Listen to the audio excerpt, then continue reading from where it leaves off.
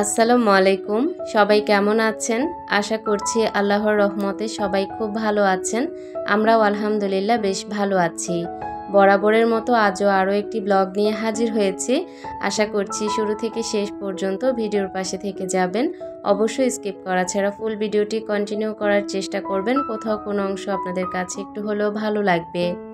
আজকের ভিডিওটা শুরু করেছি রমজানের প্রিপারেশন নিয়ে। আস্তে আস্তে সমস্ত প্রিপারেশনগুলো করে নিচ্ছি যেন রোজার মাসে আমি আরাম করে ইবাদত করতে পারি আর খুব সহজে ইফতারের আইটেমগুলো রেডি করে নিতে পারি, যেন রোজার মাসে রোজা রেখে কোনো কষ্টই করতে না হয়, একটুও ক্লান্তিবোধ যেন না আসে। এই কারণে আগে থেকেই সমস্ত কাজগুলো গুছিয়ে নিচ্ছি। গতকালকে রাতে আমার বাসায় রমজানের বাজারগুলো আনা হয়েছে। সকালবেলা আমি ভোরে কিছু বুটের ডাল, সেই সাথে মসুর ডাল আর খেসারির ডাল ভিজিয়ে রেখেছি। এগুলো এখন সিদ্ধ করার উপযোগী হয়েছে, একদম ফুলে উঠেছে। আর মসুর ডাল খেসারির ডাল ফুলে ডাবল হয়ে গিয়েছে। তো সেগুলোকে এখন ব্লেন্ড করে নেব। তবে তার আগে আমি এখানে বুটের ডালটাকে ভালো করে ধুয়ে তারপর সেদ্ধ করতে দিয়ে দেব। এটা সেদ্ধ হতে হতে আমার অন্য কাজগুলো হয়ে যাবে। তো ভালো করে একটা ছাঁকনিতে ধুয়ে নিয়েছি আর এখন পরিমাণ মতো পানি দিয়ে তারপর চুলাতে তুলে দেব আস্তে আস্তে। যেহেতু আমার বাসায় গ্যাসটা একটু কম, এটা হতে হতে দেখা যাবে আমার সমস্ত কাজগুলো শেষ হয়ে যাবে। অল্প আগুনেই বসিয়ে দিয়েছি। ছোলা বুটটা চুলায় হতে থাক, এদিক থেকে আমি কিছু পরিমাণ যেই পেঁয়াজুর ডাল ভিজিয়েছি সেটা ভালো করে ধুয়ে নিচ্ছি। একটা ছাঁকনিতে ভালো করে ধুয়ে নিচ্ছি যেন কোনো রকমের কোনো ময়লা না থাকে। ভালো করে কচলিয়ে ধুয়ে তারপর এগুলোকে ব্লেন্ড করে নেব।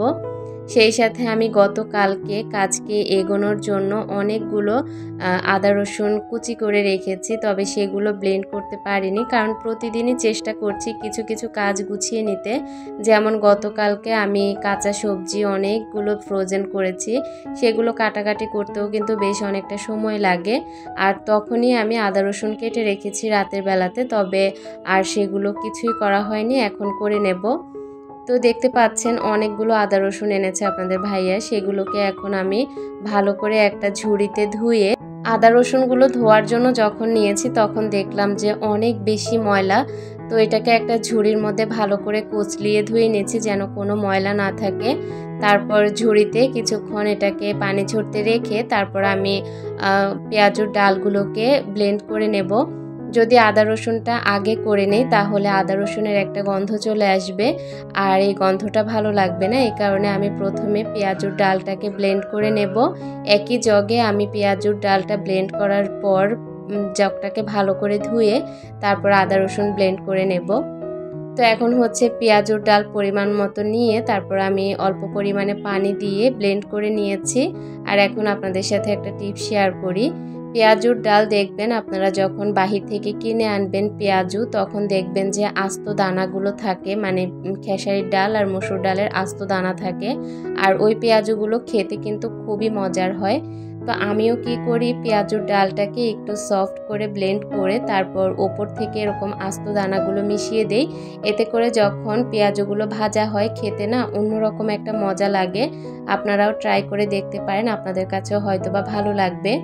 এবার জিপলক ব্যাগে করে আমি সমস্ত সব কিছু ডিপ ফ্রিজে সংরক্ষণ করতে হচ্ছে, কারণ আমার ফ্রিজে একদমই জায়গা নেই। গত বছরও আমি বক্সে করে করে রেখেছি, তবে এবার না সেরকম জায়গাই করতে পারিনি। এ কারণে না আমি সেরকমভাবে বক্সে কোনো কিছুই রিফিল করতে পারিনি, সব জিপলক ব্যাগে করে রেখেছি। এদিক থেকে আমি আদা রসুনটাও ব্লেন্ড করে নিয়েছি। প্রথমে পেঁয়াজুর ডালটাকে ব্লেন্ড করে আমি ফ্রিজে রেখে দিয়েছি আর এদিক থেকে আদা রসুন দুইবারে ব্লেন্ড করে নিয়েছি, 2 বাটি হয়েছে। এগুলোকেও ডিপে রেখে দেব, কারণ আমার এখন আদা রসুন আছে নর্মালে অনেকগুলো, কয়েকদিন খাওয়া যাবে। তো ওগুলো শেষ হওয়ার পর এখান থেকে একটা বাটি নামিয়ে নেব। তো এটা কাজটাকে গুছিয়ে রাখার জন্য আমি আগে থেকে ব্লেন্ড করে নিয়েছি যেন রোজার মধ্যে আর কোনো রকমের আদা রসুন ব্লেন্ড করতে না হয়। যে 2 বাটি দেখতে পাচ্ছেন আমার পুরো রোজার মাসই হয়ে যাবে আলহামদুলিল্লাহ। আদা রসুনগুলোকে ডিপ ফ্রিজে রেখে দিয়েছি। আর এদিক থেকে যে ছোলা বুটটাকে চুলায় তুলে দিয়েছি সেখানটায় লবণ পরিমাণ মতো আর অল্প পরিমাণে হলুদের গুঁড়ো দিয়ে ভালো করে নাড়াচাড়া করে তারপর ঢাকনা দিয়ে ঢেকে রাখবো অল্প আগুনে। যখন হবে এগুলো একদম সফট হয়ে যাবে। আর দেখতে পাচ্ছেন আস্তে আস্তে কিন্তু পানিটা গরম হয়ে গিয়েছে। তো এটা হতে থাক, এদিক থেকে আমি একটা পেঁয়াজুর প্রিমিক্স তৈরি করে নিই। এখানে খেসারির ডাল বেশি করে নিয়েছি, অল্প পরিমাণে মসুর ডাল আর অল্প পরিমাণে পোলাওর চাল নিয়ে ভালো করে ধুয়ে নিয়েছি। তারপর এগুলো যখন রোদে শুকিয়ে নিয়েছি, এখন হচ্ছে একটা প্রিমিক্স তৈরি করে নিয়েছি ব্লেন্ডার জারে করে ব্লেন্ড করে একদম আধা ভাঙা করে নিয়েছি। যখন পানি দিয়ে মিক্স করব তখন মনেই হবে না যে এটা প্রিমিক্স ছিল, মনে হবে যে তখন ব্লেন্ড করে নিয়েছি বা পাটায় বেটে নিয়েছি। এত সুন্দর হবে যখন পানি দিয়ে মিক্স করে নেব। তো এখানে আমি চাইলে কিন্তু গুঁড়া মশলাগুলো অ্যাড করতে পারতাম, তবে আমি করিনি, যখন বানাবো তখনই করে নেব। এদিক থেকে হচ্ছে ডাবলি বুটটা আনা হয়েছে, এটা আর ভিজাইনি, কারণ যেদিন প্রয়োজন হবে সেদিন ভিজিয়ে কিছুটা পরিমাণ সেদ্ধ করে দেব। আর এটা সেরকম একটা খাওয়া হয় না, তারপরেও নিয়ে রাখলাম যদি প্রয়োজন হয় আর কি। কয়েকদিন আগে দেখতে পেয়েছেন অনেকগুলো ছোট ছোট মিনি জার কিনেছি। এই জারগুলো আমার প্রিয় আপুরা অনেক পছন্দ করেছে, আমি বুঝতে পেরেছি কমেন্ট পড়ে। তো এই জারগুলো আসলে আমি এই যে ছোট টুকিটাকি যেই ধনিয়া গুঁড়ো, পাঁচফোড়ন গুঁড়ো, জিরা গুঁড়ো এগুলো রাখার জন্য এই ছোট ছোট জারগুলো এনেছি। এর চেয়েও ছোট হলে আরও ভালো হতো, কারণ আমার কাছে মশলাগুলো অনেকটাই কম করা হয়, তো মশলা আসলে অত প্রয়োজন হয় না, এ কারণে একটু কমই করি। তো এবার হচ্ছে ব্রেড ক্রাম করব, সেই সাথে রুয়াবজা গুঁড়া এনেছে আর ট্যাং এনেছে, গোলমরিচ গুঁড়া করে নিয়েছি। তো সব কিছু যতটুকুই করেছি ততটুকুই আমি এখানে রিফিল করে নিচ্ছি। আর উপর থেকে আমি একটা কলম দিয়ে ভালো করে লিখে দিয়েছি যেন যে মশলাই হোক আমি যেন খুব সহজেই দেখে বুঝতে পারি। ধনিয়া গুঁড়ো, গোলমরিচ গুঁড়ো, সেই সাথে পাঁচফোড়ন গুঁড়ো, চিলি ফ্লেক্স, তারপর হচ্ছে এদিক থেকে আমি 2 রকমের ট্যাং রিফিল করে নেব। ছোট ছোট জারগুলোতে রিফিল করলে আমার কাছে মনে হয় খুব সহজে নেওয়া যায়, কারণ এই কাচের বড় জারগুলো থেকে নিতে গেলে অনেক সময় পড়ে যায়। আমার সাথে এরকম অনেকবার হয়েছে, এই কারণে ছোট জারগুলোতে নিব। রোজার মাসে রুয়াবজা খেতে আমি অনেক পছন্দ করি, জানি না কেন, তবে আমার কাছে রুয়াবজা খেতে খুব ভালো লাগে। তবে আমার বাসার কেউ সেরকম পছন্দ করে না। এবার আপনাদের ভাইয়া আমার জন্য গুঁড়া রুয়াবজা এনেছে, আমি জানি না এটা খেতে কেমন হবে, তবে এনেছে, খেয়ে দেখব, ভালো লাগলে খাবো, আর না হলে লিকুইডটা আবারও আনতে হবে, কারণ রোজার মাসে আমি রুয়াবজা খেতে খুব পছন্দ করি। তো রুয়াবজা রিফিল করে নিয়েছি, তারপর ট্যাংয়ের গুঁড়োটাও রিফিল করে নিয়েছি। এখন ব্রেড ক্রাম তৈরি করব। আজকে আমি পাউরুটি দিয়ে ব্রেড ক্রাম তৈরি করব না, আমি হচ্ছে বিস্কুট দিয়ে করব। টোস্ট বিস্কুট যেটা মিষ্টি ছাড়া সেটা দিয়ে করব, কারণ মিষ্টি সহকারে যেই টোস্টটা হয় সেটা দিয়ে ব্রেড ক্রাম করলে ব্রেড ক্রামটা একদম বেশি পরিমাণে মিষ্টি হয়ে যায়, আর যেই খাবারটা আপনি তৈরি করবেন সেটা খেতেও আর ভালো লাগে না। এই কারণে আমি মিষ্টি ছাড়া যেই টোস্টটা পাওয়া যায় সেটাই এনেছি। আর একটু কালার করে নেওয়ার জন্য আমি এখানে ফুড কালার ব্যবহার করেছি, কমলা কালার, আর এতে করে ব্রেড ক্রামের কালারটা একটু হালকা কমলা কালার আসবে, দেখতে ভালো লাগবে। তো দেখতে পাচ্ছেন আমি কিন্তু হালকা করে গুঁড়ো করে নিয়েছি, আর এখন ছোট একটা জারে রিফিল করে নিয়েছি। কতই না সুন্দর লাগছে, তাই না?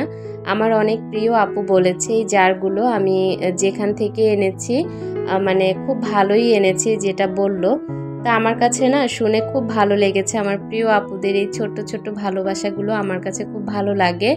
প্রত্যেকটা জার আমি রিফিল করে জায়গা মতো রেখে দিয়েছি, আর একটা জার খালি রেখেছি, যখন প্রয়োজনীয় জিনিস আবারও হবে তখন ওইটা রিফিল করব। আর এখন বর্তমানে কোনো মশলা নেই, এই কারণে ওইটা খালি রেখেছি। চুলার পাশের একটা কর্নার এরকম যদি সুন্দর করে গুছানো পরিপাটি থাকে তখন কতই না ভালো লাগে, তাই না? আমার কাছে তো খুব ভালো লাগছে।